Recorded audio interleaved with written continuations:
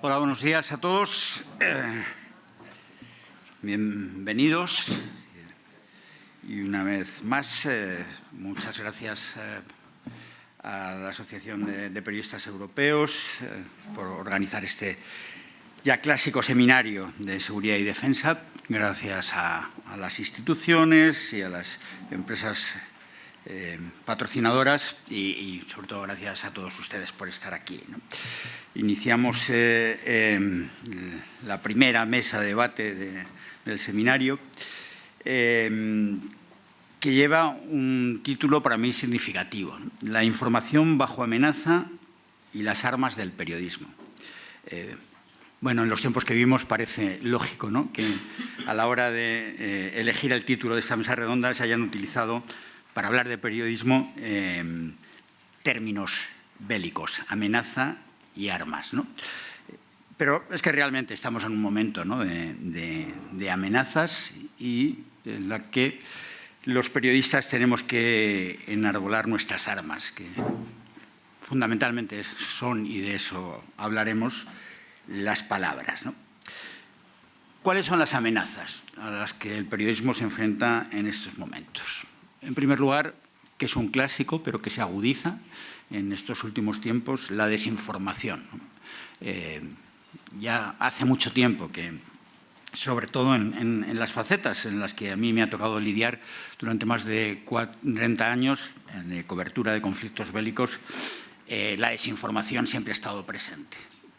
Sí es cierto, y lo llevo notando en estos últimos 3 años, desde la invasión de Ucrania y después la guerra contra Gaza, y en estos últimos días los bombardeos sobre Irán, que ese intento de desinformar se agudiza, ¿no?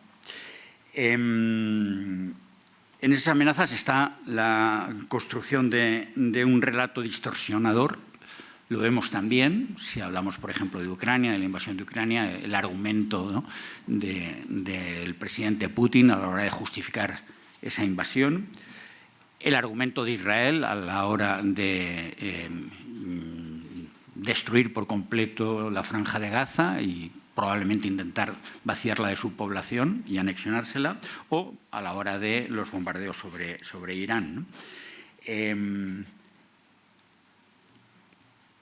Otra de las amenazas es la manipulación, que se ha agudizado también en los últimos años con eso que llamamos la guerra híbrida, ¿no?, y que desde luego, y de esto se hablará en este seminario también, especialmente mañana, la irrupción de la inteligencia artificial, ¿no?, que también se convierte, ¿no?, en una amenaza para un periodismo de rigor, ¿no?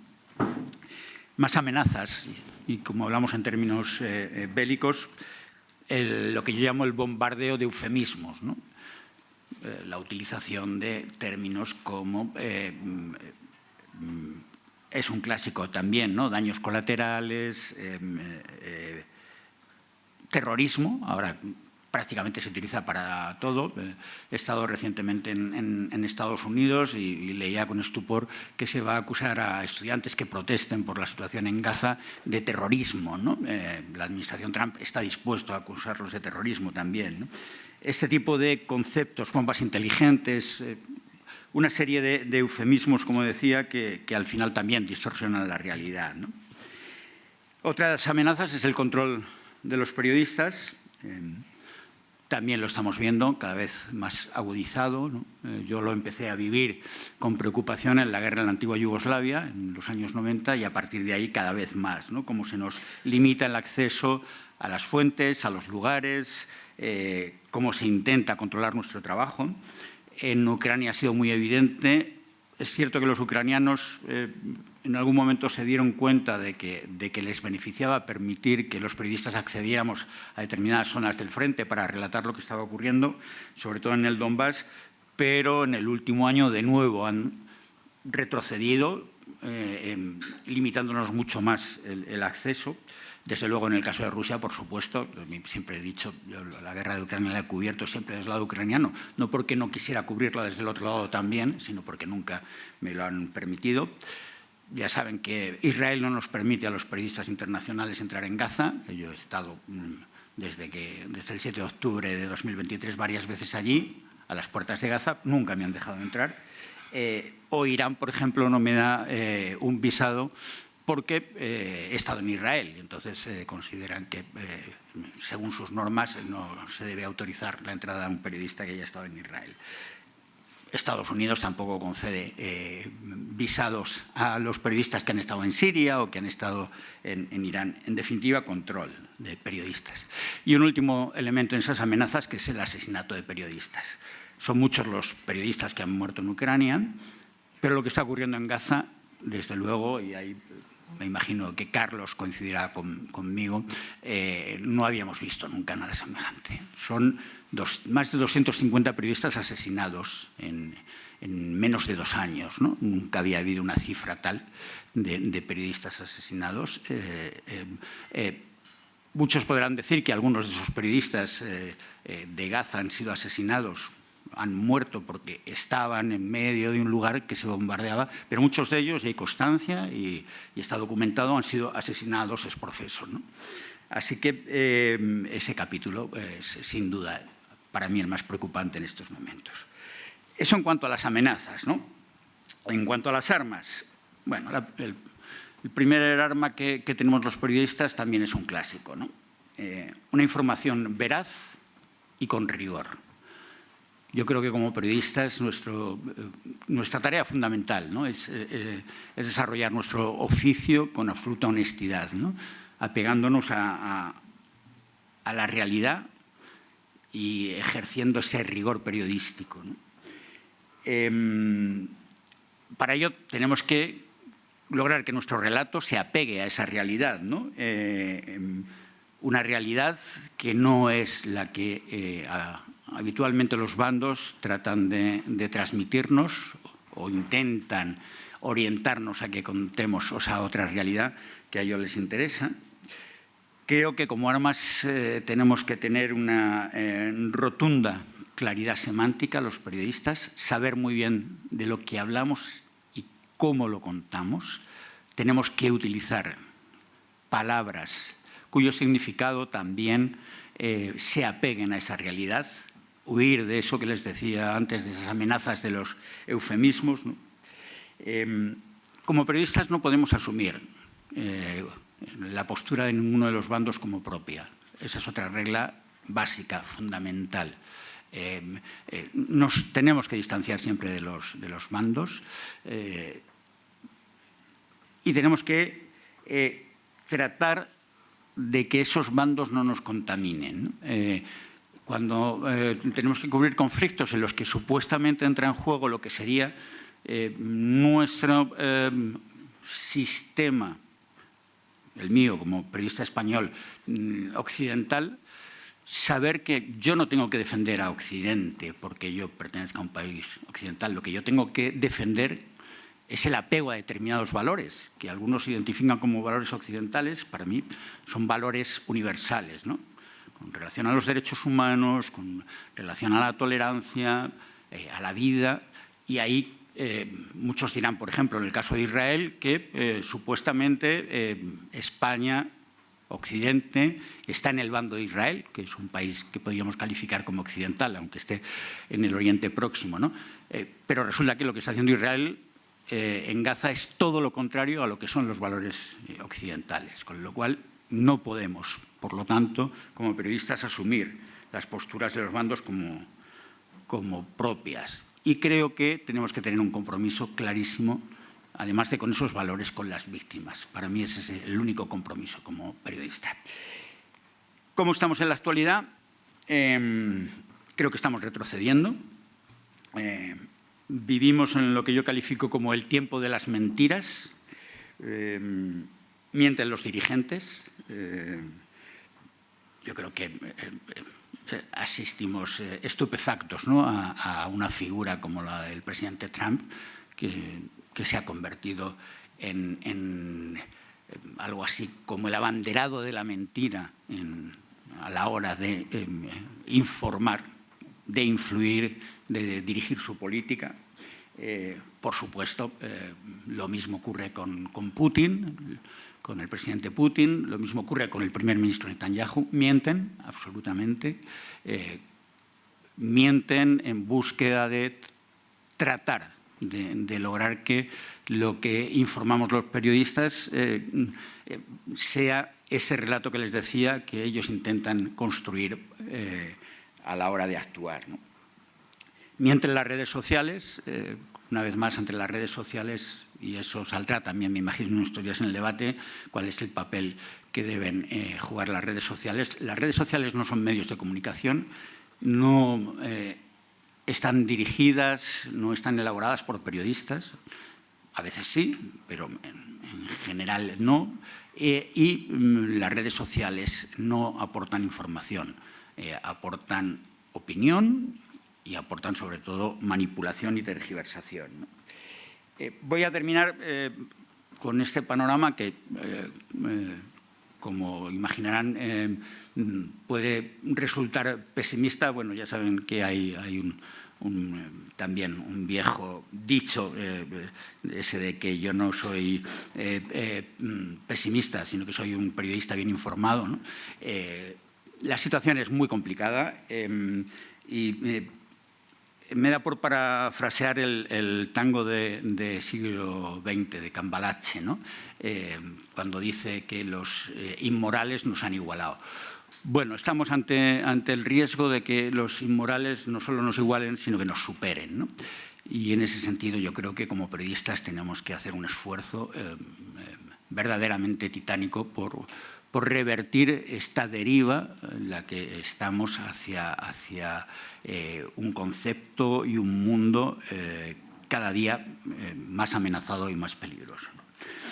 Esta intervención que he realizado para poner un poco temas de debate sobre la mesa viene para dar paso ahora a los ponentes, ¿no?, de la mesa. No sé si tenéis algún orden, si empezar contigo, Carlos, por el tema del periodismo, o, pues vamos a empezar con Carlos Franganillo. Yo con Carlos Franganillo solo puedo tener loas. Me parece uno de los profesionales más fantásticos que han emergido en el periodismo español en los últimos 25 años. Nosotros nos conocemos ya muchos años y no puedo hablar de él salvo en términos elogiosos. Todos ustedes le conocerán por su paso por Televisión Española, ahora como director de informativos de Telecinco y presentador de la edición, ¿no?, del informativo de Telecinco de la noche. Y bueno, pues yo creo que él ha sido corresponsal en Moscú, corresponsal en Washington, es decir, ha estado en los centros de poder, ha cubierto también muchísimos acontecimientos, hemos coincidido en muchas ocasiones. Yo creo que es uno de los periodistas más experimentados y, sobre todo, algo fundamental, que mejor nos cuenta las cosas. Yo creo que el éxito de Carlos, tanto en el Telediario, en Televisión Española, como en Telecinco, es esa nueva forma de contar la información, de construir el relato apegado a la realidad, estando sobre el terreno, ¿no? No un periodismo que desde la distancia se nutre de lo que otros quieren que cuentes, sino ser testigo de esa realidad. Hemos coincidido también en Ucrania, es decir, se ha movido por todas partes y yo creo que sin ninguna duda pues es un lujo contar con él hoy aquí. Así que, Carlos, cuando quieras. Oye, mil gracias por el halago tan generoso y tan desproporcionado, y esto ya solo puede ir a peor después de esto, ¿eh? O sea que, no, te lo agradezco sobre todo viniendo de Fran, que es el gran corresponsal que todos hemos querido ser, yo creo. O sea que es un halago enorme y hay muy pocos profesionales en España que nos pueda ilustrar de la misma manera por el historial, por la capacidad de comunicación, por el conocimiento que todavía atesora y que sigue ejerciendo con mucha maestría, y te vas dentro de poco a Estados Unidos. Es decir, estás ahí en la primera línea, es lo que te gusta y es lo que a todos nos apasiona viéndote trabajar por el mundo. Así que es un honor. Bueno, yo simplemente, escuchando estas primeras reflexiones que ha hecho Fran y viendo el tema que nos va a ocupar en los próximos minutos, Fran se mostraba muy pesimista. Yo en parte lo soy, pero no quiero perder el optimismo de algunas de las herramientas que hoy en día conforman la dieta informativa de todos nosotros, ¿no? Es decir, soy muy consciente de que los medios tradicionales seguimos teniendo un papel central en la sociedad. Es verdad que menguante, es verdad que la relevancia social que tienen hoy los medios tradicionales es menor de la que tenían hace 20, 30, 40 años, eso es obvio. Estrictamente en el caso de la televisión, el desgaste de la emisión lineal cada día se nota a una velocidad vertiginosa, pero también soy consciente de que a la vez surgen nuevas ventanas que tienen una parte esperanzadora. Es decir, evidentemente hemos perdido como medios tradicionales ese papel central en el diálogo social, ¿no? Ahora han surgido multitud de ventanas, algunas son valiosas, muchas son pura intoxicación, muchas son estrictamente propagandísticas, pero también pienso que los medios tradicionales o los periodistas y el periodismo tienen un valor cada vez mayor en la sociedad, cada vez más disputado, pero también cada vez más valioso y más importante. Y pienso que en esas nuevas ventanas que han surgido, que todos consumimos cada día en una sociedad mucho más fragmentada, donde la información está más compartimentada, más confundida entre el ruido, también ahí tenemos una oportunidad. Y quiero pensar que en el futuro y ya en la actualidad mucha gente quiere buscar entre el lodo un faro, o una marca que les confirme que lo que están ofreciendo está contrastado y es información veraz, ¿no? Yo creo que ahí tenemos mucho que trabajar y tenemos mucho que desarrollar en los próximos años. No quiero caer en la nostalgia porque pienso que los tiempos pasados no van a volver y esa es la realidad. Es decir, muchas veces los periodistas nos lamentamos y nos lamemos las heridas pensando que el tiempo pasado fue mejor y seguramente muchas cosas lo fue, pero ya desde hace un tiempo hemos asumido que ese tiempo pasado no va a volver y que o bien nos adaptamos a cómo cada uno de nosotros consumimos información hoy en día, porque todos lo hacemos, o seremos cada vez más irrelevantes. Y yo creo que ese es nuestro gran reto. Tenemos que combatir la desinformación, tenemos que combatir la falsificación, utilizando herramientas que también usan los falsificadores. Y esa es la realidad. Tenemos que estar en todo tipo de foros, tenemos que adaptar nuestro mensaje, nuestro lenguaje, tenemos que muchas veces, aunque suene despectivo, simplificarlo cuando requiera esa simplificación para llegar a públicos que si no de otra manera sería imposible llegar, ¿no? Tenemos que hacer ese ejercicio, yo creo, también de humildad, de asimilar que los nuevos lenguajes y los nuevos códigos de comunicación en gran parte han cambiado y o nos subimos a ese carro o tendemos a desaparecer. Pero solo por terminar esta reflexión inicial, es cierto que, como decía Fran, y él lo sabe mejor que nadie porque ha cubierto conflictos desde los años 80, sabes que la propaganda, la desinformación, la manipulación siempre han estado ahí. Quizá lo que cambia ahora es la velocidad y la potencia de fuego, ¿no? Hay discursos que hasta hace poco tiempo eran absolutamente marginales o llegaban a segmentos muy acotados de la sociedad y hoy, sin embargo, pueden acabar en el terreno central del debate, pueden ser asumidos por líderes políticos, por agendas de grandes partidos que están representados en los parlamentos. Es decir, lo que antes era residual y marginal, hoy, por esa capacidad de apasionar, por esa capacidad de emocionar y de despertar lo más profundo en nuestras entrañas, han invadido y han contaminado también el discurso central. Estamos en una era marcada por ese vértigo de la velocidad y de la tecnología y marcada también por el entretenimiento que nos dispersa, que nos aletarga de alguna manera, ¿no? Y es verdad que ese entretenimiento lo ha invadido todo y ha contaminado la información pura, ¿no? Es difícil encontrar ahora, cada vez es más difícil encontrar formatos estrictamente informativos.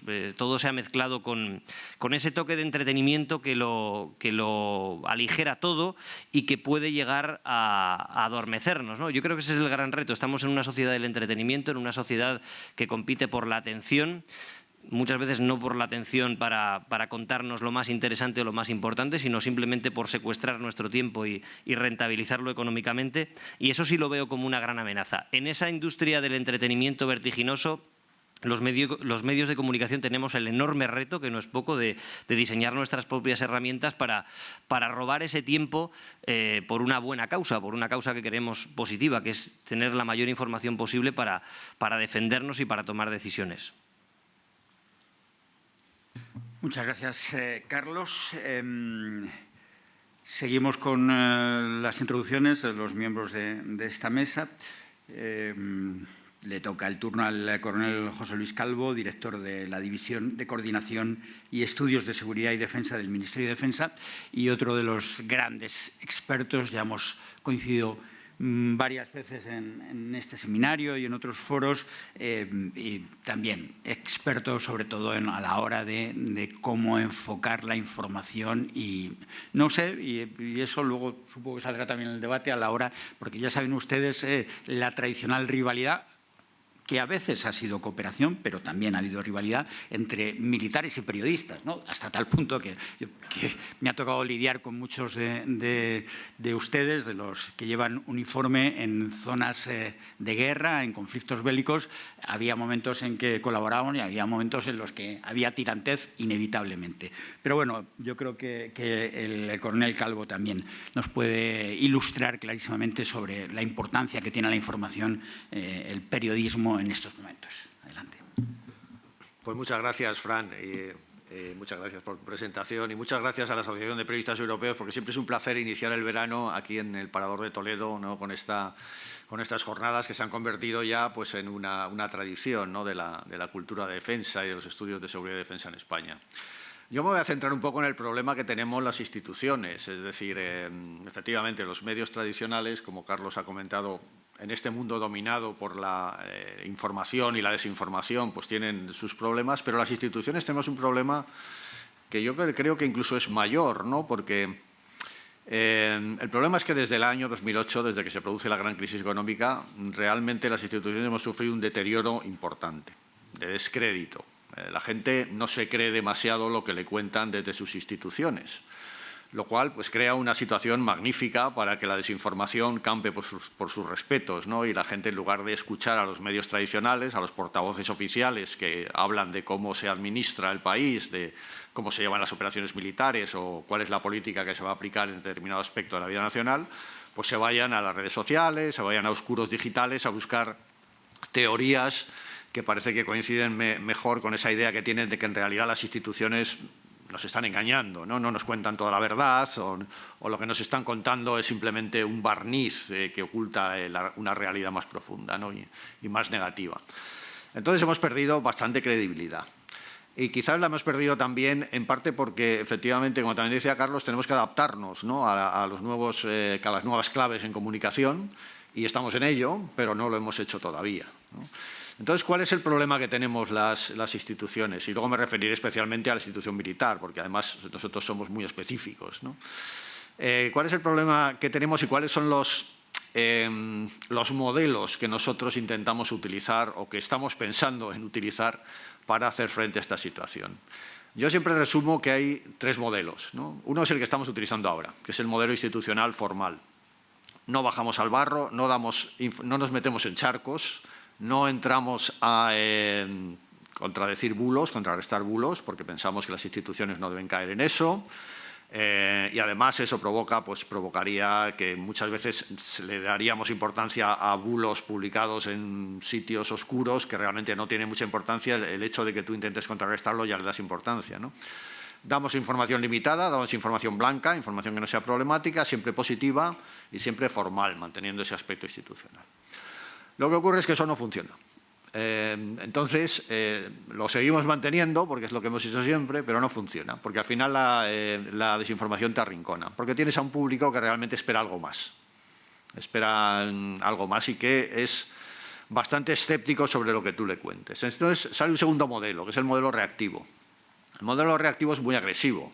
Tú tienes que mantener un control de todo lo que se dice en todas partes, es decir, tienes que tener una gran maquinaria de chequeo de todas las informaciones que aparecen, y en cuanto veas el bulo, automáticamente contraatacas. Automáticamente intentas neutralizar ese bulo mediante datos, mediante información. Sí, es verdad que muchas veces necesitas más acción para hacer frente a esa desinformación, pero también es verdad que muchas veces cuando reaccionas ya es tarde, ¿no? El bulo ya ha hecho su efecto, ¿no? Y además te pones en modo reactivo, y estar en modo reactivo nunca es del todo bueno, ¿no? Los militares siempre nos basamos en mantener la iniciativa, es decir, en que tú haces cosas y los demás reaccionan a lo que tú haces. Cuando tú reaccionas a las cosas que hacen otros es que la cosa va mal, ¿no? Esa no es la situación correcta. Entonces hay un tercer modelo, que es un modelo que yo creo que es el que tendremos que poner en práctica en el futuro, que es el modelo proactivo. No se trata de reaccionar, sino se trata de anticiparse. ¿Y cómo nos anticipamos? Con la información pública, pero con una información pública adaptada a los nuevos parámetros, a las nuevas claves de la comunicación. Una información pública que sea honesta, que sea atractiva, que sea comprensible por el ciudadano. Que sea honesta, claro, significa que a veces tiene que ser crítica. Admitir errores. La información institucional es siempre una información de aquí va todo muy bien, ¿no? Entonces el ciudadano espera a veces oír, bueno, esto va muy mal. Claro, la comunicación institucional no puede ser negativa, es decir, no podemos salir en las ondas diciendo todo va muy mal y vamos a morir todos. No, eso no lo puede decir un portavoz oficial. Pero sí que puede decir, bueno, se han cometido errores, hay cosas que van mal, este es el problema, vamos a intentar solucionarlo de esta manera, esto requerirá un esfuerzo. Ese tipo de información más honesta, ¿no? Y más directa también, más explicándole al ciudadano como una persona adulta lo que está ocurriendo y dando por sentado que las instituciones, como instituciones humanas que somos, pues no somos infalibles, ¿no? Entonces, probablemente este tercer modelo sería el más aplicable. Lo que pasa es que es un modelo que requiere un cambio, no solamente en esa honestidad, ¿no? En esa capacidad para meterse en charcos, sino también en la habilidad de los comunicadores. Es decir, necesitamos buenos comunicadores que sean atractivos y que la gente no cambie de canal cuando sale alguien de uniforme hablando en la televisión. Es decir, a ver qué me va a decir porque es alguien que comunica bien, ¿no? A este respecto, los militares, cuando nos metemos en esto de la información y la desinformación, tenemos tres problemas, ¿no? El primero es que la desinformación, la propaganda, formaba parte de lo que los americanos en la Guerra Fría llamaban la guerra política. Es el nivel político. Hombre, toda guerra es política, como decía Clausewitz, ¿no? Al final. Pero en realidad la guerra convencional, las decisiones son políticas, pero al final la libran técnicos, que somos los militares, ¿no? Que actuamos uno contra otro. Pero la desinformación supera esto. La desinformación no va contra el ejército, las fuerzas armadas enemigas. La desinformación va contra el ciudadano, va directamente contra la opinión pública, a romper los vínculos de la opinión pública con sus instituciones, con sus fuerzas armadas, con los valores que sustenta una sociedad. Entonces supera lo que las fuerzas armadas hacemos, ¿no? Entonces tenemos el problema de que nosotros no somos el instrumento para hacer frente a la desinformación. La desinformación tiene que hacerle frente a un instrumento político. Nosotros colaboramos en nuestra parte explicando nuestras operaciones, explicando lo que hacemos, cómo nos organizamos, pero tiene que haber un órgano político que se encargue de dar las directrices, de hacer los estudios, de decir cómo enfocamos el problema de la comunicación. El segundo problema que nos encontramos es que es muy difícil distinguir lo que es desinformación de lo que es simple libertad de expresión. Manipulación a la hora de informar ha existido siempre. La exageración, la caricatura, la manera en la que pongo los titulares, dónde coloco una noticia, todo eso influye en la manera en la que se percibe esa noticia por parte del público. Pero eso es totalmente legal, forma parte de la libertad de expresión, no es desinformación, ¿no? Entonces es muy difícil definir ese límite entre lo que es libertad de expresión y cuando ya hay un objetivo, una finalidad agresiva, una finalidad hostil que intenta romper la cohesión de una sociedad para conseguir un objetivo estratégico. Es muy difícil. Y por eso que los militares nos metamos en eso es muy problemático. Es muy problemático porque ahí viene la tercera dificultad. Nosotros somos una institución muy particular, somos los depositarios de la fuerza que puede utilizar el Estado en un momento dado. Entonces, cuando se ven uniformes, eso se asocia automáticamente con el uso de la fuerza, con cierta represión, con medidas radicales.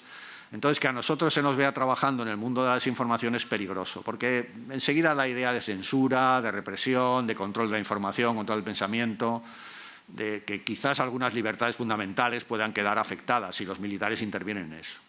Entonces, tenemos que ser muy precavidos, muy prudentes a la hora de meternos en ese mundo de la lucha contra la desinformación. Quizá nosotros debemos hacer nuestra parte, es decir, en la parte que nos compete, que es la parte de informar sobre lo que hacemos, las operaciones militares, la organización de los ejércitos, las funciones, cómo se viven los acuartelamientos, qué significa ser militar, ese tipo de cosas, pues tenemos que informar a los ciudadanos y tenemos que contrarrestar los bulos que puedan surgir, ¿no?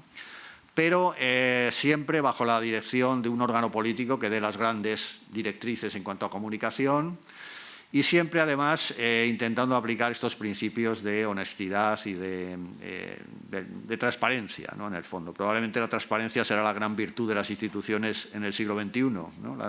Es una virtud que tendremos que aprender, ¿no? En definitiva, que tenemos que aplicar una información pública, una comunicación pública nueva, basada en nuevos conceptos. Y ahí tenemos que aplicar, yo creo que 2 principios militares y 2 principios clásicos de la comunicación. Los 2 principios militares, el primero es la iniciativa, es decir, no se trata de reaccionar contra la desinformación y los bulos, se trata de adelantarse a ellos. Al final los bulos surgen en las grietas que tú dejas donde no informas o donde informas mal. Donde informas mal o no informas es donde te surge el bulo.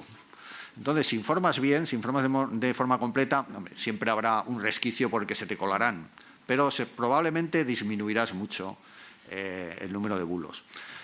Y luego, además, ganarás credibilidad. Es decir, si das una información honesta, al final te creerán a ti, no creerán al del oscuro digital, del chafardero digital, que lo que hace es difundir teorías de conspiración, sino que te creerán a ti, porque bueno, al final la información que nos dan puede que no sea toda la verdad, porque además los militares hay información que la tienen que proteger, etcétera, pero lo que dicen es verdad, ¿no?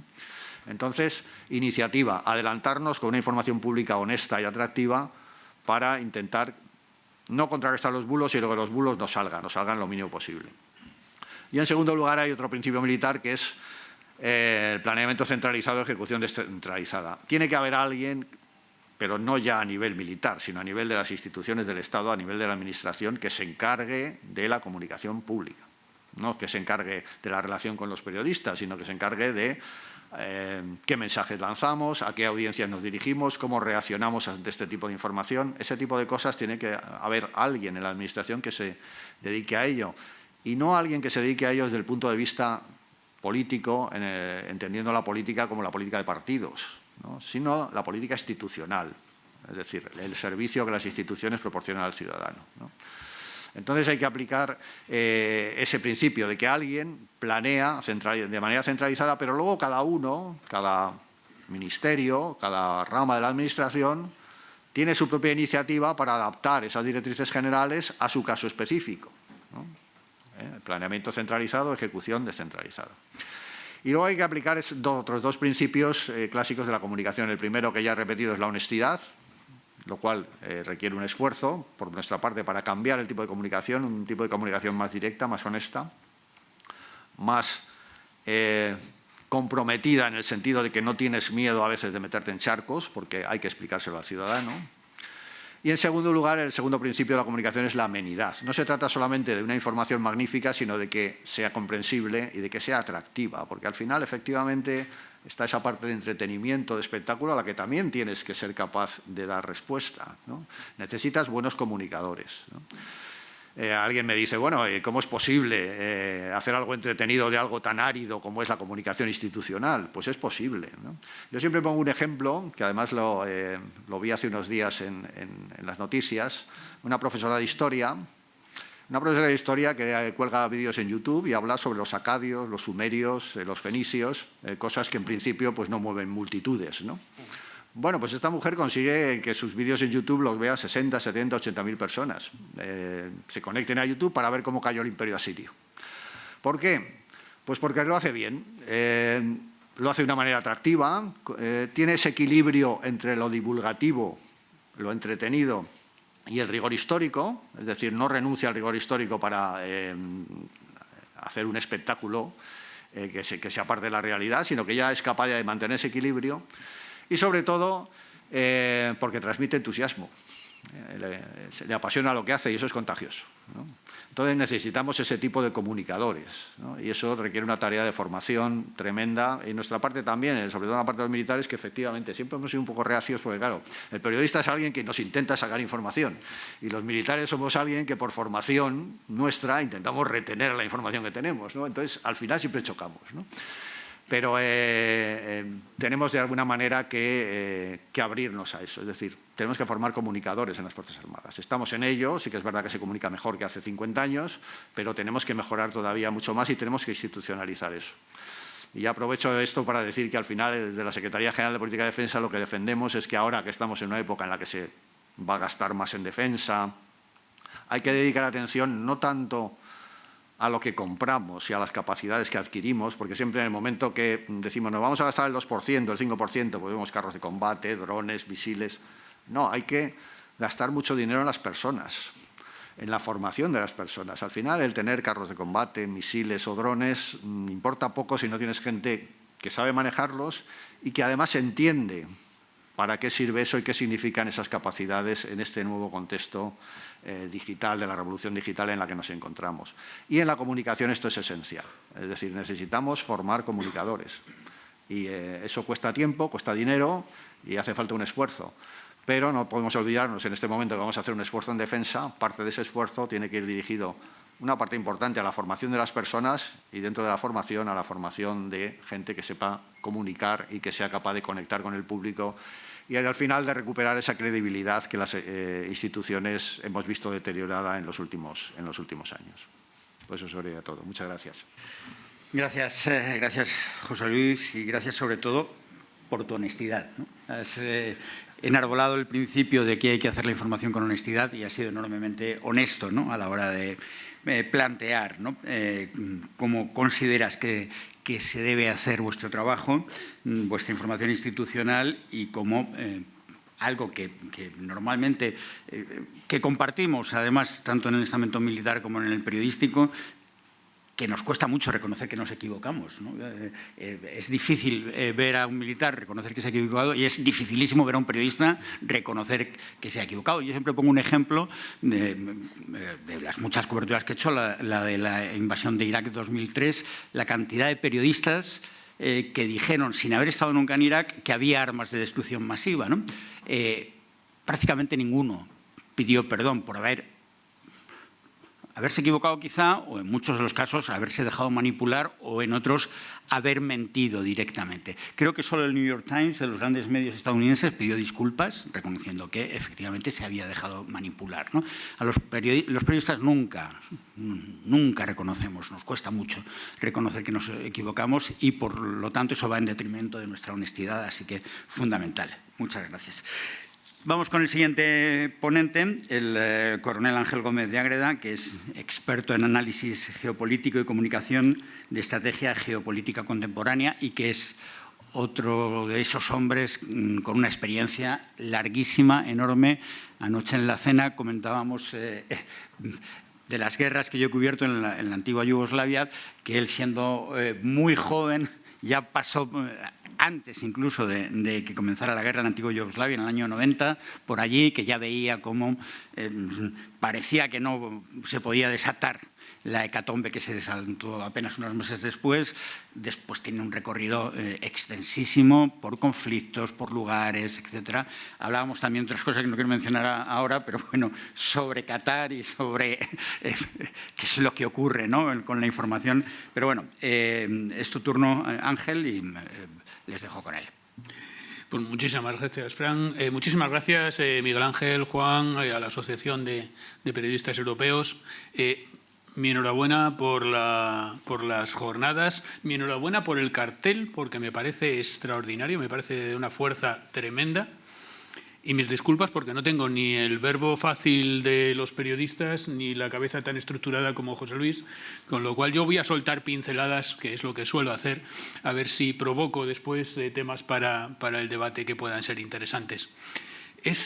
Me parece muy interesante el cartel, porque lo primero que aparece, lo que está más cercano es una cámara, ¿no?, en lo que es la boca del cañón del carro de combate.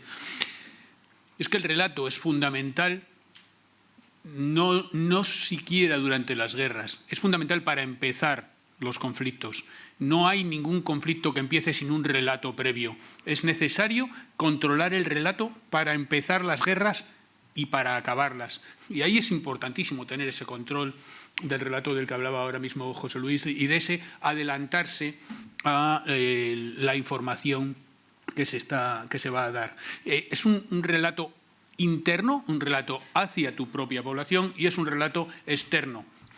El problema que nos encontramos ahora mismo, y coincido ahí, creo que lo comentaba Carlos, es la falta de espíritu crítico y la falta de esfuerzo personal que hay en la sociedad en general a la hora de examinar la información que nos llega. No se trata tanto de la información que tenemos, sino de la capacidad que podamos aportar nosotros para cuestionarla y para ponerla en contexto. A mí me gusta ver los despachos de las agencias de noticias, me gusta ver las noticias sin adjetivos, me gusta ver el sustantivo, el verbo, y ya los adjetivos ya los pondré yo después de haber comprobado varias noticias que hayan ido apareciendo, y no al revés, no que me den masticado ya el relato. Y eso es algo que prácticamente no tenemos en estos días. Hay una frase clásica que es que el dato mata al relato. Yo creo que eso ha dejado de ser así. Y lo comentabas ahora, José Luis, decías que hay que darle un atractivo a la forma de comunicar, que no solamente hay que ser veraz, sino que hay que comunicarlo de una forma atractiva. Si no va acompañado de relato, el dato es absolutamente irrelevante. A nadie le interesa saber los datos concretos. La gente lo que quiere es tener la idea de lo que ha pasado.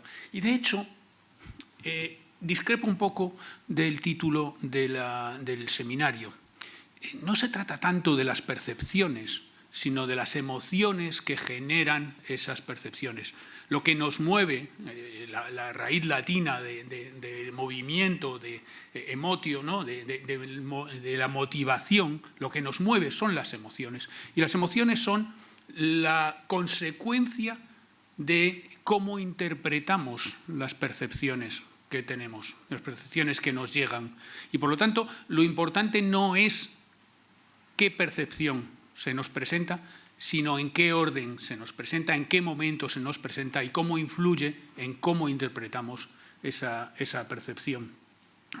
De hecho, se me ocurría que no hieren tanto las palabras de las frases, sino lo que está entre líneas. No hiere tanto el dato concreto como lo que subyace en el relato, como lo que se interpreta, con lo que se infiere de lo que se está diciendo. Y para eso lo que necesitamos, para ese esfuerzo de interiorizar y de que las emociones que se generen sean las correctas, necesitamos dejar de estar jugando a la bolsa todos los días, de intentar esa inmediatez. Ahora hay una necesidad absoluta de que todo sea inmediato, de que podamos interpretar todo inmediatamente. Necesitamos que las cosas, esto lo decía Freddie Mercury, ¿no? Lo quiero todo y lo quiero ahora, ¿no? Y tiene que ser todo inmediato y tiene que ser todo gratuito. Y a eso nos han acostumbrado a las redes sociales, y nos ha acostumbrado a Internet, y nos ha acostumbrado a tener todo al alcance de un clic. Lo que tenemos que hacer es dar un paso atrás y darnos cuenta de los plazos que necesitamos ir cumpliendo.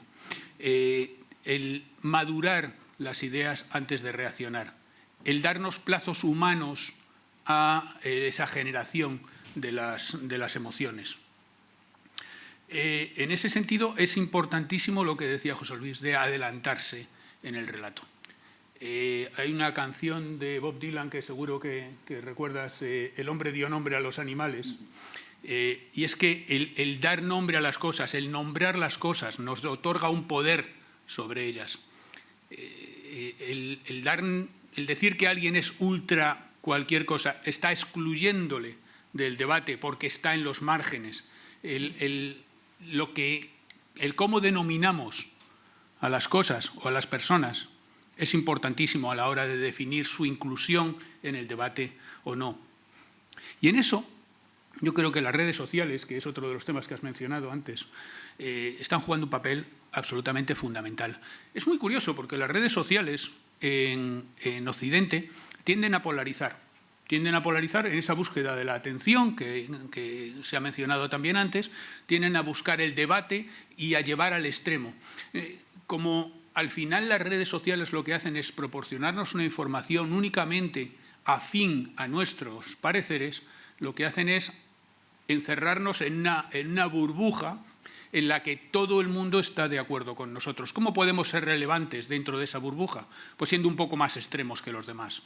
Y si vemos la evolución del espacio común de debate que hay en política o en cualquier otro aspecto, cada vez hay menos consenso sobre temas a tratar, no digo sobre las ideas finales, sino sobre los temas a tratar entre las izquierdas y las derechas, por ejemplo. Nos estamos quedando sin espacio de diálogo sobre el que discutir. Y las redes sociales están influyendo en eso, buscando una relevancia económica solamente para las redes sociales, con un matiz. Y yo creo que ahí los periodistas han sido cooptados de alguna manera por las redes sociales, que es la necesidad de generar el clickbait, la necesidad de generar sobre una misma noticia tantos titulares como sea necesario, como para apelar al interés de distintas audiencias, de tal manera que haya muchísima gente que lea el titular y que haga clic en el titular, independientemente de que la noticia no cambie o independientemente de que la noticia sea más o menos relevante. Es una cuestión de monetización de ese clic que se está haciendo. Entonces estamos perdiendo la calidad periodística en función de la inmediatez y la necesidad de generar esos clics para las redes sociales. En China es muy curioso porque ocurre justamente todo lo contrario. Las redes sociales estandarizan el discurso, eliminan lo que polariza y se dedican a crear consensos dentro de la sociedad.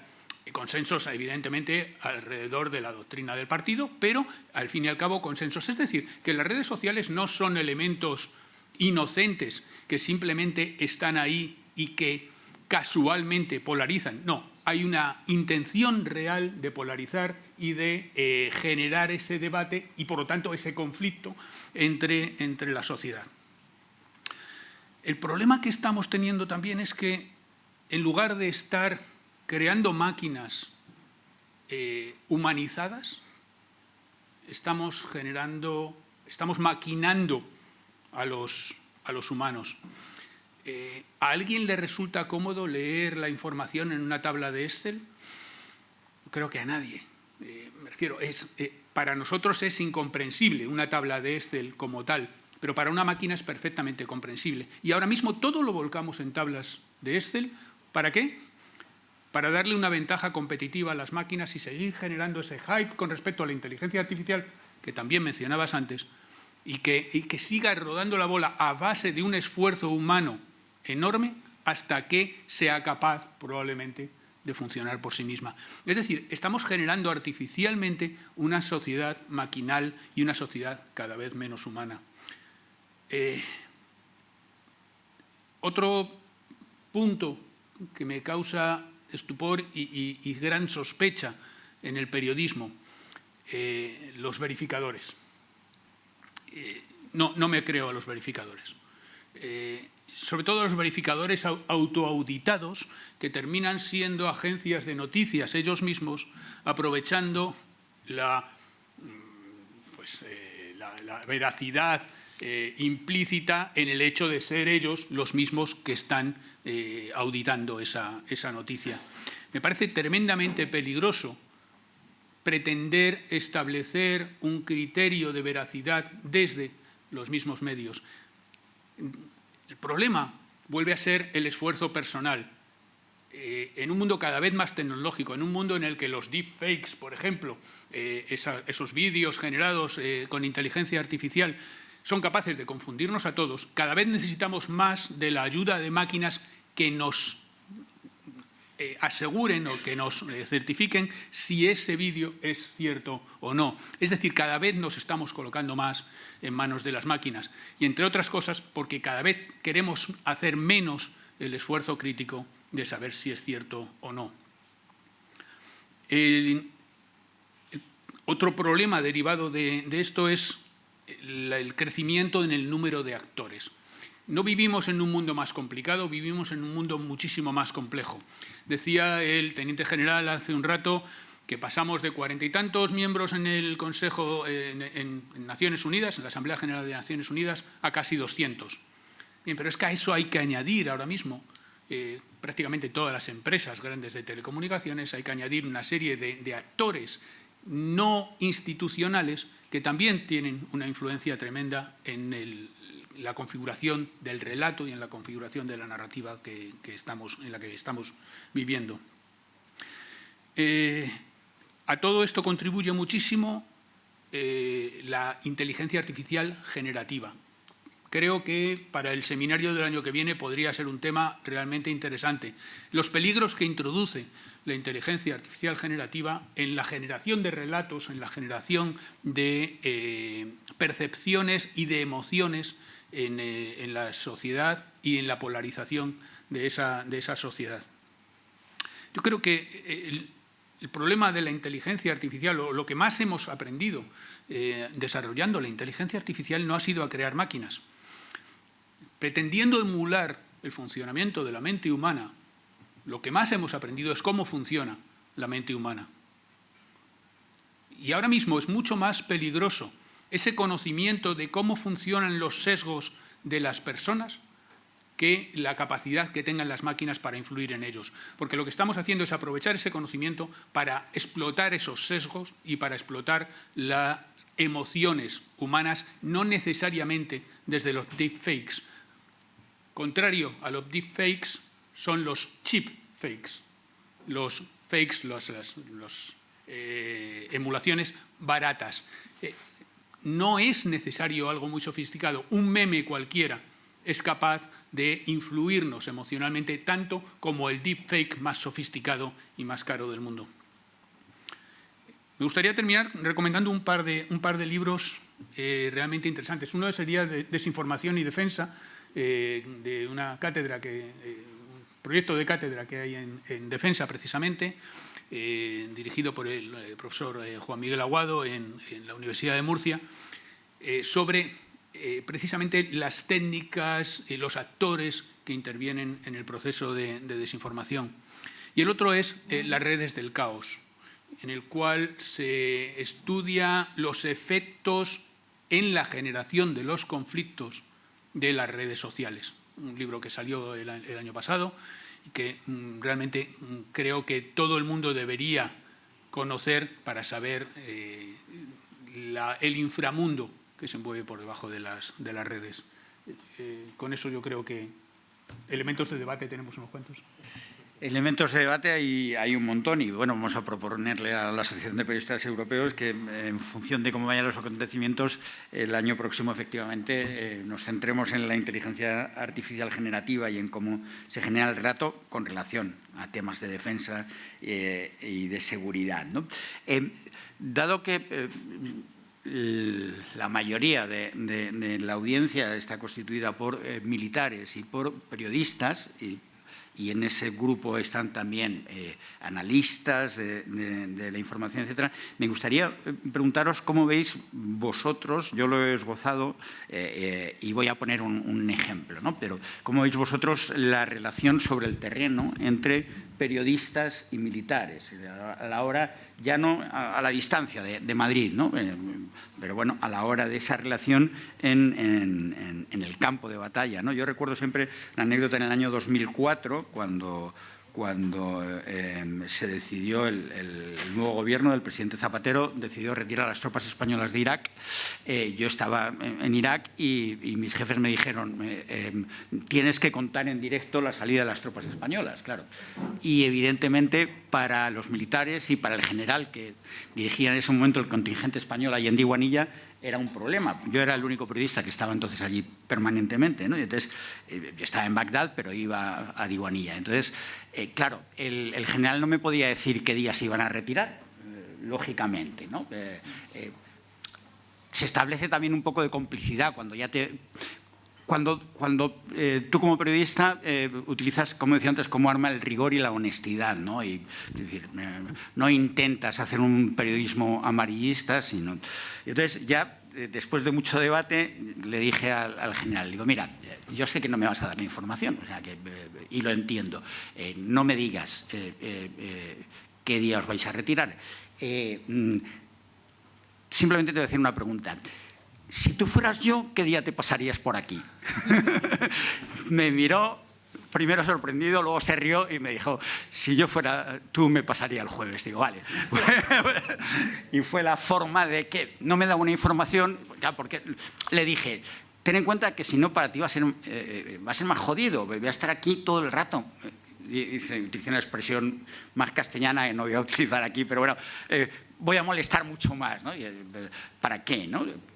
Este argumento. Entonces, bueno, pues hay que buscar formas de colaboración, no siempre ha sido fácil. Puedo contar otra anécdota terrible, cuando el primer contingente llega a la antigua Yugoslavia y se establecen en Bosnia, en Medjugorje, y los militares de lo que era entonces el gabinete de prensa nos dejaban a los periodistas entrar en la oficina que tenían allí. Claro, hablé de una época en la que no existían los teléfonos móviles, ni la comunicación era muy complicada, no había internet, nada. Entonces, allí ellos tenían un teléfono satélite que nos dejaban utilizar. Y un supuesto periodista, un día nos dejaban allí trabajando, de repente abrió un par de cajones, vio una información, tomó notas y hizo una cosa en el diario El Mundo absolutamente terrible, manipulada. Esto de buscar ese amarillismo. Podéis imaginar, claro, a lo que eran los representantes del gabinete de prensa, a las que le cayó encima. No nos volvieron a dejar entrar, con absoluta razón, y se tensó enormemente la relación en ese momento allí con el contingente español en Bosnia y con los periodistas. Bueno, anécdotas al margen. ¿Cómo veis vosotros esa relación?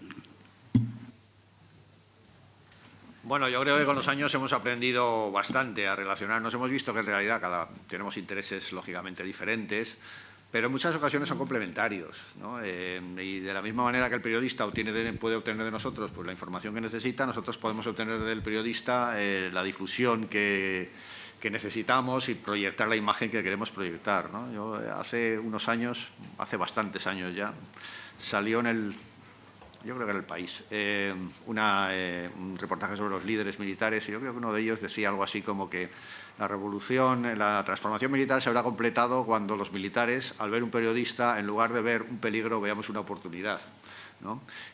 Ese es el tipo de colaboración, ¿no?, en el que intentamos estar, ¿no? Y también hay otra anécdota. El general Eisenhower, antes de la invasión de Sicilia, convocó a todos los periodistas norteamericanos, pero eran 24 o 36 horas antes. Entonces les convocó y les dio los planes de la operación.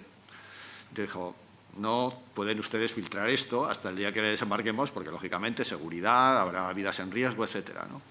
Entonces hizo de alguna manera a los periodistas cómplices de la operación. Pero era demasiado tarde para que, en caso de que hubiera habido alguna filtración, la inteligencia alemana hubiese podido aprovecharla. O sea que... Pero les dio a los periodistas lo que necesitaban. Ellos tenían una información anticipada de que se iba a producir la invasión en tal zona, etcétera, etcétera, ¿no? Pero al mismo tiempo él les hacía también, de alguna manera, partícipes de esa operación, ¿no? Quizás es un poco manipulador, pero bueno, es un ejemplo de cómo al final podemos obtener un beneficio mutuo, ¿no? Los periodistas pueden obtener esa información, a veces buscando esos atajos, ¿no?, o esos desvíos, ¿no?, que nos permitan mantener la seguridad, y nosotros también podemos difundir y podemos, de alguna manera, lanzar a los ciudadanos el mensaje que queremos a través de los periodistas. Yo solo quería aportar, yo no he tenido tanta experiencia sobre el terreno con militares españoles, pero sí que noto en los últimos años un gran interés, sobre todo por parte de los militares. Quizá luego en otros niveles que deben autorizar esas intervenciones es menor o se quiere mantener un control mucho más intenso. Pero desde el mundo militar sí que noto ese interés y esa atracción por informar, por acercarse a los medios de comunicación. Creo que hay un momento de cierta transformación y de generación de conocimiento y de mensaje. Y creo que es muy valioso para los medios. Muchas veces a mí me ha pasado y me ha frustrado que hemos querido tener a expertos militares que conocen un tema concreto, que pueden aportar muchísimo conocimiento técnico, que pueden ayudarnos a explicar a la audiencia cuestiones que a lo mejor los medios pues tratamos de una manera más frívola. Y a veces nos hemos encontrado también con la barrera, pues que desde el Ministerio pues eso se impide, ¿no? Y eso es una frustración también para nosotros y sé que también para muchos militares que en otros ámbitos o en otros foros están elaborando información o que participan en podcast, pero a la hora de llegar a los grandes medios pues siempre hay ese miedo a perder el control del mensaje o a llevar al uniformado a un campo de minas, ¿no? donde pueda entrar en un problema. Y yo creo que eso empieza a cambiar y sobre todo desde el mundo militar. Creo que hay un mayor interés por el mundo de la comunicación porque evidentemente es otro frente para influir en la sociedad, para lanzar mensajes, en nuestro caso para tener un conocimiento experto sobre algunas áreas, y creo que ese camino hay que seguir caminándolo. Queda muchísimo por hacer en ese sentido y muchas resistencias por vencer. Pero entra también, yo creo que dentro de esa asimilación del nuevo entorno en el que nos movemos y donde cualquier actor que quiera tener peso en esta sociedad tiene que adaptarse a las nuevas herramientas. Nos guste o no nos guste. Decías antes, Ángel, que los medios habíamos caído en el clickbait y es cierto, y muchas veces se cometen pecados y se cometen a diario. Yo cuando me refería a utilizar las herramientas con las que los ciudadanos nos informamos hoy o nos desinformamos hoy, me refiero a utilizar esos lenguajes. Evidentemente se puede hacer un buen uso y un mal uso, pero es verdad que hoy en día uno de los conceptos que tú destacabas en la sociedad moderna es precisamente el de la viralidad, sin más fin que la propia viralidad. Si nosotros somos capaces de utilizar esa viralidad para hacer el bien o para transmitir mensajes rigurosos, pues habremos triunfado. Si lo hacemos simplemente para que nos hagan clic, pues estaremos contribuyendo a la confusión, ¿no? Ese es nuestro gran reto, el de las instituciones, porque como tú decías, José Luis, yo creo que la pérdida de credibilidad de los medios se enmarca dentro de ese movimiento o de esas corrientes populistas que tratan de derribar a las instituciones, a todas en general, a perder credibilidad, a alimentar teorías conspirativas. Pues yo creo que si aprendemos a utilizar esas herramientas también para transmitir mensajes limpios y rigurosos, pues habremos triunfado. Yo creo que eso también es una clave que los militares tenéis cada vez más en la cabeza. Sí, muy rápidamente. La política que he seguido siempre en este sentido es proactividad. Es decir, no estoy esperando a que me vengan a preguntar. Intento dar información adelantada, intento facilitar el trabajo de la gente que está haciendo su trabajo allí sobre el terreno, de tal manera que sobre todo se genere una confianza. Y también es cierto, y el caso que decías en Bosnia lo resalta muy fácilmente, es el cómo hay mucha diferencia entre los periodistas especializados y los periodistas, digamos, de raza y los periodistas que van simplemente porque les ha tocado a cubrir un evento en un momento dado. Entonces, me gusta la aproximación de tener esa proactividad, pero siempre seleccionando muy bien con quién la tienes, porque no puedes confiar en todo el mundo y efectivamente no puedes correr el riesgo de perder el control no del relato, sino simplemente de la información que se esté dando. Luego el relato efectivamente será la interpretación que dé cada uno de ellos, pero creo que la generación de confianza es clave por las dos partes.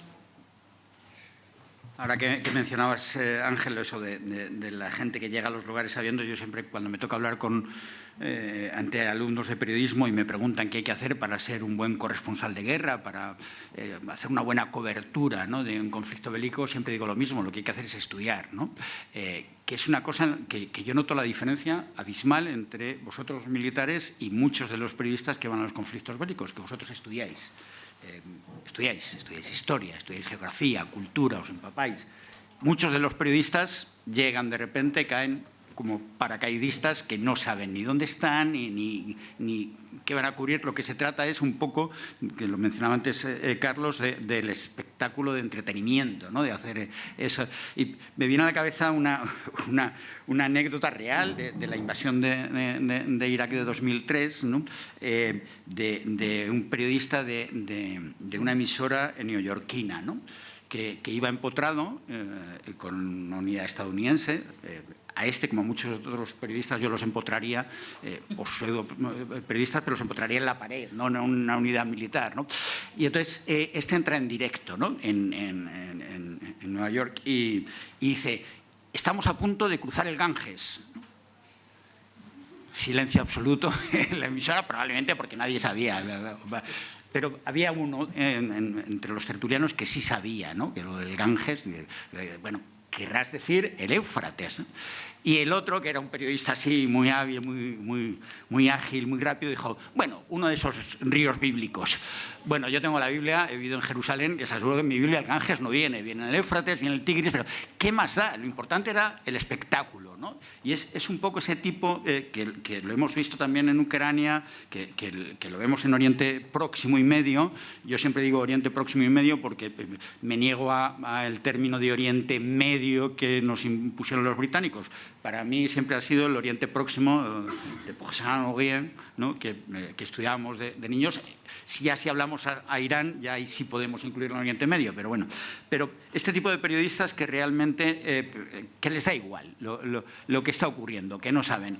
Hablo de Irán y siempre cito un libro, Todos los hombres del Shah, de un periodista estadounidense, ¿no? que comentaba que él durante muchos años, es un libro de hace 40 años, se planteaba, a raíz del triunfo de la Revolución Islámica, se planteaba por qué los iraníes odiaban a los estadounidenses, no tiene mucho sentido, hasta que se puso a investigar. Y claro, llega hasta el golpe de Estado, primer golpe de Estado en la historia de la CIA contra el primer ministro Mossadegh, ¿no? Como en un gobierno que lo que intenta es que la riqueza natural de Irán, precisamente el petróleo, que estaba controlado por la Anglo-Iranian, por los británicos, esa riqueza, y que tenía esclavizado a todos los trabajadores iraníes, revierta en su propio pueblo, y entonces se monta el golpe de Estado y la dictadura del Shah, ¿no? Claro, yo, escuchando estos días relatos desde Irán o desde Israel y desde Estados Unidos, nadie cuenta la historia de Irán, nadie cuenta por qué triunfa en su momento la revolución islámica. Nadie cuenta la importancia que tiene que Irán sea el único país oficialmente chií, de confesión chií, ¿no? En el mundo islámico. Nadie habla de la tradicional rivalidad. Hay una pregunta clásica a estos paracaidistas del periodismo que llegan allí, dice, ¿por qué Irán no acude a la cumbre de la Liga Árabe? Las preguntas que nos hacen, o sea, la pregunta que hacemos y las respuestas son de lo más variopintos, ¿no? O sea, simplemente no acude porque no es un país árabe, ya está. Pero nadie, entonces, ese tipo de desconocimiento es especialmente preocupante. Y, sin embargo, sí es cierto que yo, por mi experiencia con vosotros, cuando hablo con militares españoles sobre el terreno, se han estudiado la historia, los porqués, etcétera. Yo no sé si por la hora que es... Es una cosa al hilo de las reflexiones que estás haciendo que me parece muy pertinente.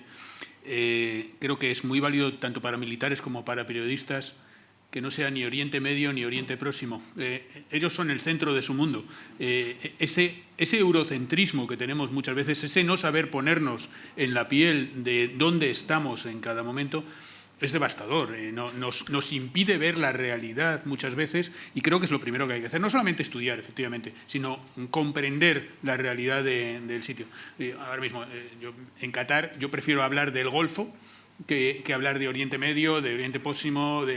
¿Por qué? Pues porque el Golfo es una zona geográfica muy claramente identificada, que no tiene una referencia con el meridiano de Greenwich, que es totalmente occidental y ajena a su cultura.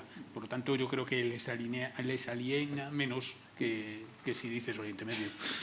El origen de esas fronteras, por ejemplo, ¿no? que están diseñadas por Occidente. No olvidemos que toda esa zona, en su mayoría, las fronteras las diseñó Occidente, ¿no? A principios del siglo XX, después de la Primera Guerra Mundial, ¿no? Bueno, hay un elemento que yo siempre cito, que es cuando se planifica la creación del Emirato de Transjordania, hoy Reino Hashemí de Jordania, y si recuerdan, si tienen el mapa en la cabeza, tiene una especie de forma de porrón, ¿no? Y entonces cuentan las fuentes, a eso lo llamamos el hipo de Churchill, ¿no? Porque cuentan las fuentes que quien diseñó el mapa fue Sir Winston Churchill, que entonces era el ministro de Colonias del gobierno de su gloriosa majestad británica, ¿no? Y entonces se cuenta que cuando él estaba dibujando el mapa con la pluma, hipo, y entonces se le fue la pluma, pero su secretario selló el mapa. Y entonces, los británicos son tan rigurosos con eso, de que el mapa estaba sellado y no se podía cambiar. El hipo de Churchill. Bueno, si ven las fronteras, son fronteras diseñadas en función de los intereses de las potencias occidentales de entonces, clarísimamente, especialmente Reino Unido y Francia, ¿no? Bueno, pues muchos de aquellos polvos vienen los lodos que tenemos hoy. Eso es fundamental para entender los conflictos en toda esa zona, porque es que llevamos ya 100 años de conflictos y seguimos con ellos, ¿no? Dicho lo cual, como el tiempo va apremiando, voy a dar paso al debate, preguntas que tengan, cuestiones que quieran que aclaremos, etc. Por ahí. ¿Hay un micro por allí? Sí. Hola, buenos días. Soy Araceli Infante, periodista de Antena 3 Noticias. A ver, tengo varias preguntas, además, para casi todos los de la mesa. Empezaría por Fran Ganillo. ¿Has notado que en los últimos años, en el tema de las audiencias, la gente tiene más interés en información, en la información internacional? Quizá por la gravedad de los acontecimientos que nos está tocando vivir, pero Ucrania, Gaza, ahora Irán, la información internacional siempre ha tenido muy mala fama. Se ha dicho, sobre todo en las privadas, que estábamos muy al quite del minuto a minuto, que no interesaba, y yo tengo dudas de que eso en los últimos años sea así. Me gustaría saber también cuál es tu relación con los eufemismos.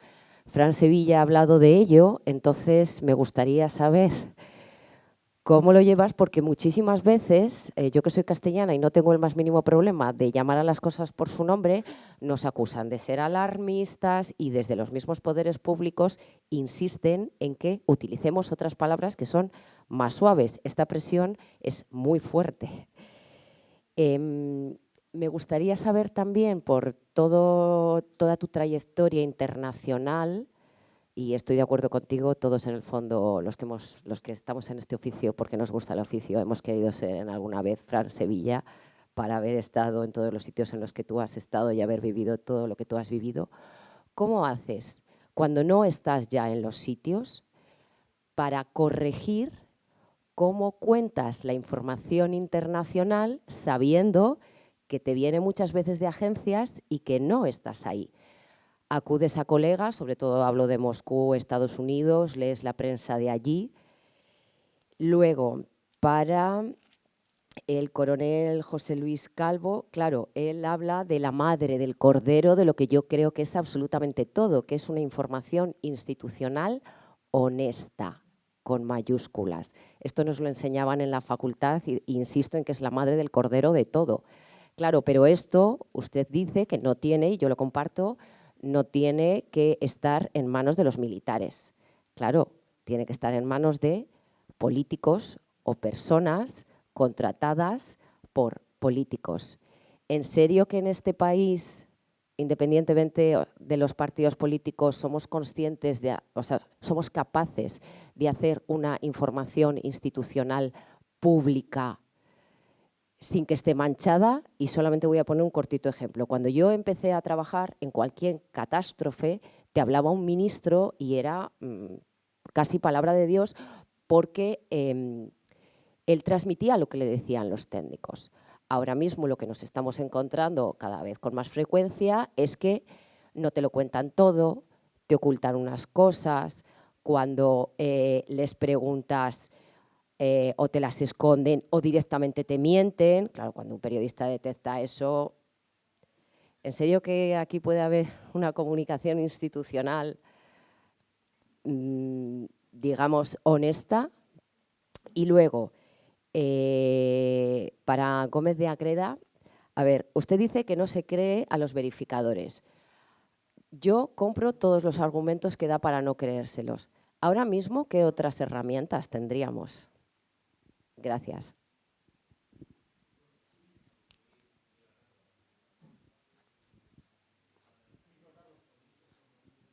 Respecto a las audiencias y la información internacional, que me parece una pregunta muy interesante, porque es verdad que yo creo que esas fronteras se han roto. Depende con qué temas en concreto, por supuesto, pero hay cuestiones de la agenda internacional que tienen una pegada enorme y eso lo vemos en la audiencia, que no solo no hunde la audiencia en momentos determinados, como se podía esperar hace poco tiempo, sino que muchas veces la incrementan, ¿no? Hay factores de la política internacional que hoy vemos más cercanas porque muchas fronteras de lo internacional se han roto también y han impregnado lo que es la política nacional. Hay experimentos de laboratorio que se hacían en Estados Unidos y tardaban unos años en llegar en el ámbito político y hoy se contagian de inmediato. La manera de comunicar de Trump hoy la podemos ver en muchos de nuestros líderes políticos, en muchos actores de la vida pública y el mensaje se difunde a tal velocidad y tiene tal impacto en nuestras sociedades y todo se ha politizado tanto, incluso en España, de asuntos internacionales, que la pegada es mucho más cercana. Conflictos como Ucrania, como Gaza, que antes se veían con una cierta distancia, con implicación, pero con una cierta distancia, hoy se viven con un posicionamiento radical y que tiene una adscripción política clara, ¿no? Todo el mundo quiere tener un relato completo de los acontecimientos, que no haya ni una sola fisura y creer que entiende a la perfección lo que está pasando y que tiene una posición firme, ¿no? Muchas veces es absolutamente falsa, pero nos hemos contagiado de eso y vivimos la política internacional también de esa manera. Factores como Trump, pues eso lo disparan todavía más, ¿no? Trump es un personaje que podemos considerar casi un personaje nacional, no tiene un impacto no tiene esa lejanía que podía tener un mandatario extranjero. Hoy en los informativos Trump es un tipo que despierta pasiones, y lo digo de una manera con cierto recelo, me refiero, porque creo que el despertar las pasiones tiene muchas cosas negativas, ¿no? Pero Trump es un personaje que no deja indiferente y es un personaje que, si queremos hablar de manera frívola, funciona bien en televisión. Y los asuntos internacionales, los conflictos, lo que estamos viendo ahora en Irán, por ejemplo, en redes sociales notamos una enorme atención. Cuando nosotros colgamos vídeos de un fragmento del informativo, lo que hemos dedicado al conflicto en Irán, pues tiene muchísimos visionados. Y me llama la atención ayer mismo y esta semana, en el programa que es un programa de entretenimiento de las tardes en Telecinco, que es Tardear, le dedicaban muchísimo tiempo en estos últimos días al programa geopolítico en Irán. Me pareció fascinante, pero me pareció un síntoma de los tiempos también, ¿no? Porque en un programa no estrictamente informativo, que se puede hablar del corazón y de muchísimos temas, se le dedicaba un amplio espacio al temor a que se desencadenara una gran guerra regional y quizá de un ámbito todavía mayor. Es decir, esa frontera creo que se ha roto y no significa ya prácticamente nada. Respecto a cómo me informo ahora en asuntos internacionales sin poder estar en los sitios, pues es verdad que lo echo de menos, pero tengo la suerte de contar dentro del equipo con buenos colaboradores que están desplegados en sitios que generan muchísima información y con los que hablamos a diario y que nos ayudan a tomar la temperatura antes de diseñar los enfoques, y de tener personalmente muchos amigos que están desplegados por sitios, que tienen conocimientos profundos. Evidentemente, cuando no estás allí, lo más honesto que puedes hacer es escuchar, ¿no? a quienes sí saben y a quienes están. Sí, respecto a si puede existir una comunicación pública honesta, hombre, quiero creer que sí, ¿no? Somos seres humanos y como seres humanos somos imperfectos y nunca existirá una honestidad perfecta y siempre existirá la tentación de utilizar las instituciones para cuestiones partidistas, etc. Eso existirá siempre. Ahora, lo que sí podemos intentar es ser hoy un poco mejores que ayer, ¿no? Y también comprender, y eso es algo por parte de los que trabajamos en las instituciones y de los políticos también, comprender que al final las cosas están cambiando. Estamos en una situación de crisis que puede acabar muy mal.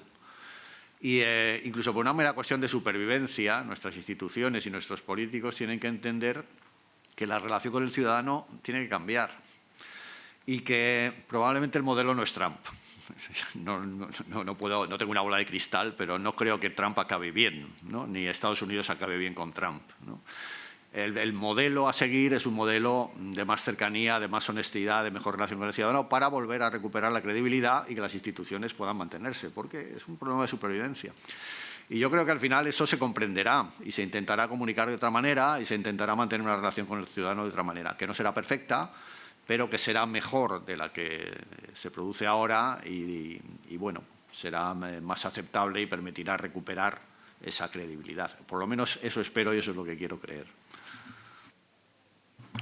Yo voy a ser el único que no va a mencionar a ese señor porque no quiero hacer clickbait, efectivamente, y no quiero darle publicidad. Herramientas alternativas, digamos, a la verificación. Siempre hemos puesto en una balanza la libertad y la seguridad. ¿Cuál ha ganado?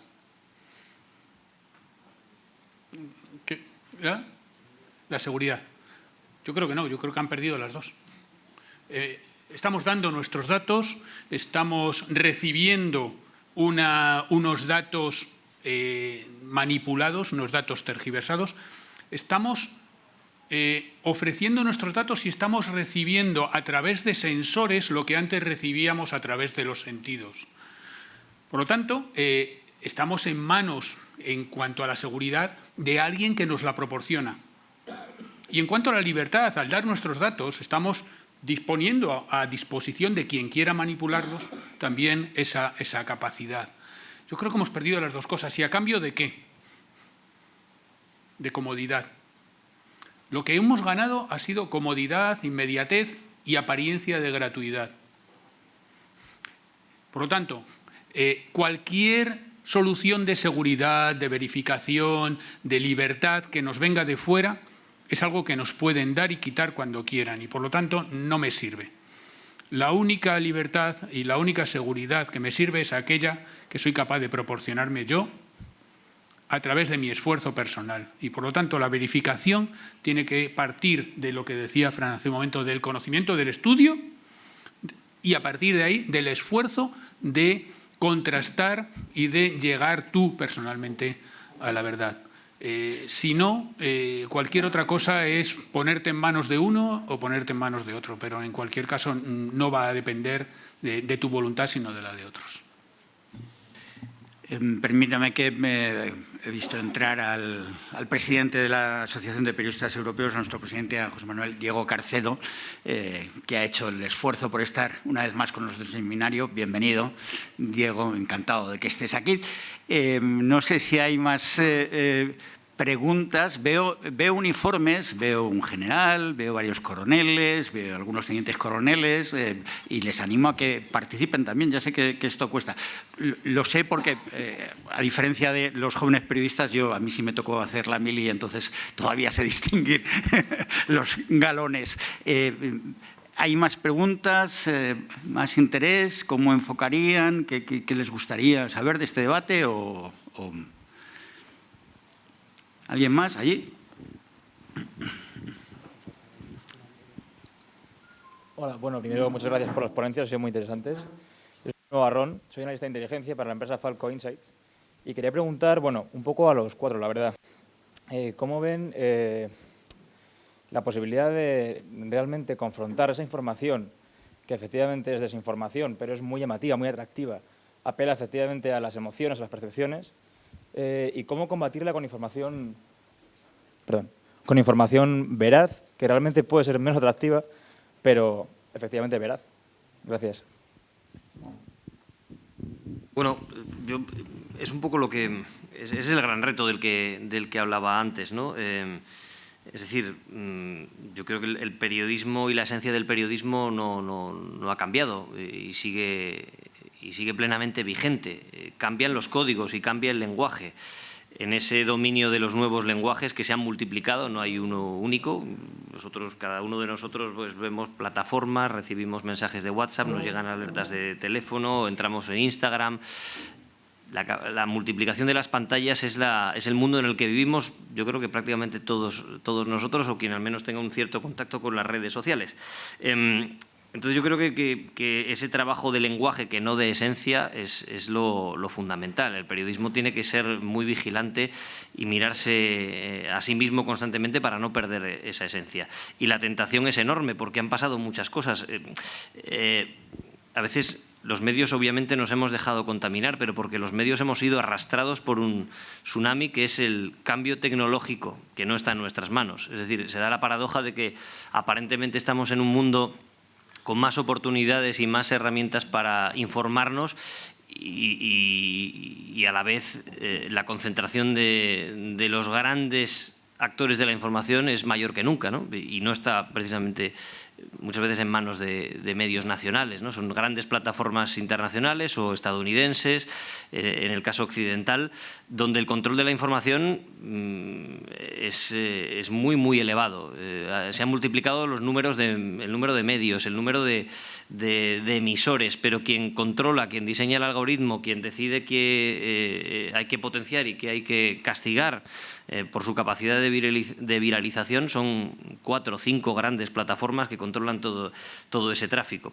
En ese sentido, los medios estamos obligados a pensar mucho más y a encontrar fisuras y a encontrar huecos. Los que trabajan en medios digitales puros o en periódicos que han tenido que sufrir una transformación todavía más profunda, se enfrentan a eso cada mañana, porque los algoritmos han variado, no saben cómo se han rediseñado y tienen que encontrar el mecanismo para colocar sus informaciones y que tengan tráfico.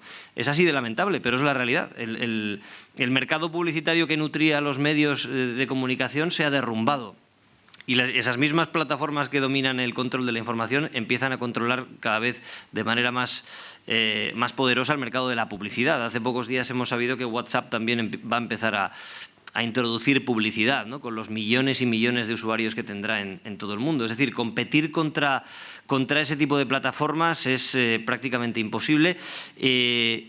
Hay excepciones, evidentemente, grandes marcas internacionales que tienen públicos globales, como puede ser muchos medios anglosajones fundamentalmente, pero son los que tienen esa capacidad de llegar a todos los rincones del mundo, pueden permitirse unas estructuras que el resto de medios ya prácticamente no pueden disponer de ellas, ¿no? Porque pueden tener millones y millones de suscriptores o pueden tener un público muchísimo mayor. Es decir, la concentración es cada vez más llamativa y nuestro reto, teniendo menos capacidad de pegada de la que teníamos antes, es encontrar esas fisuras, encontrar esas herramientas, adaptarlas a nuestros intereses y transmitir esa esencia rigurosa y esa visión honesta de las cosas a través de esos huecos.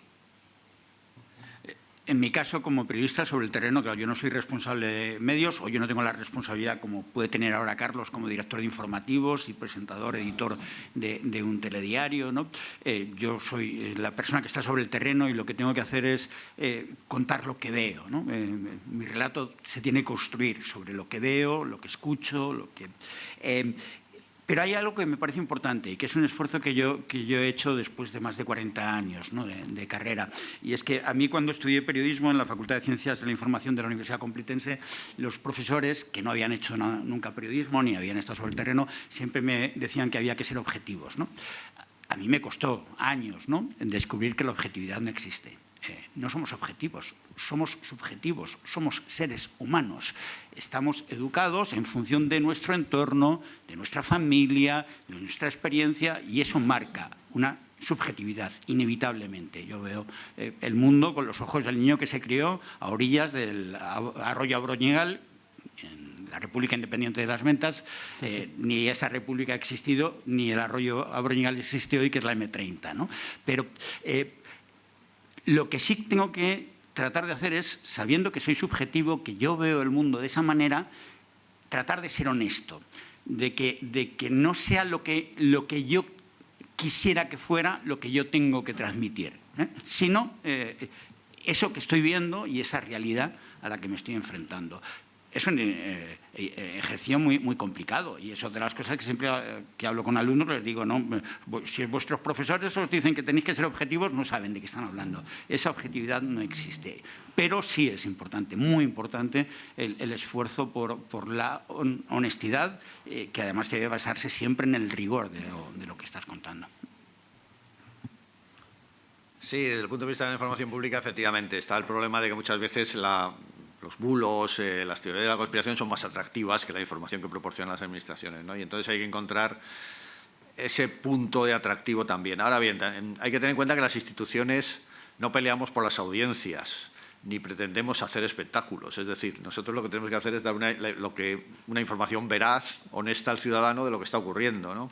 Lo que pretendemos simplemente es que el ciudadano confíe en nosotros. Es decir, entre los canales que utilice para informarse, que serán medios tradicionales o redes sociales, que nos incluya a nosotros, que incluya a la Administración a ver qué dice la Administración, porque bueno, la Administración normalmente lo que dice suele ser verdad. Pero claro, eso también hay que comunicarlo de una manera atractiva. Si lo haces de manera soporífera, no diciendo nada, con un mensaje absolutamente generalista, pues al final no te escuchan.